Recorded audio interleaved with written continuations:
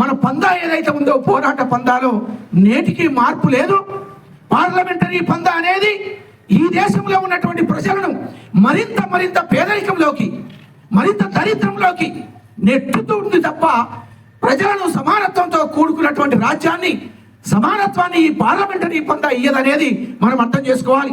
అందుకే పోరాట పందా ఏదైతే ఉందో ఆ పోరాట పందా వెలుగులో ఈనాడు కమ్యూనిస్టు విప్లవకారులు భారతదేశంలో మార్క్సిజం, లెనినిజం, మావో ఆలోచన విధానం వెలుగును రూపొందించుకొని నేటికి అనేక రాష్ట్రాలలో ఈ దేశంలో విప్లవోద్యమాలు కొనసాగుతున్నటువంటి పరిస్థితిని మనం చూస్తున్నాం.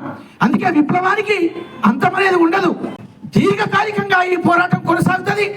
ఆ వైపుగా ఈ దేశంలో ఉన్నటువంటి పీడిత ప్రజలు ఎప్పుడో ఒకసారి ఖచ్చితంగా విముక్తి చెందుతారు.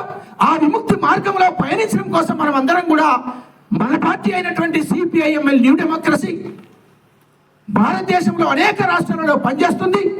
పనిచేయడమే కాకుండా మార్క్సిజం, లెనినిజం, మావో ఆలోచన విధానం సిద్ధాంతంగా పనిచేస్తున్నటువంటి అనేక విప్లవకారులను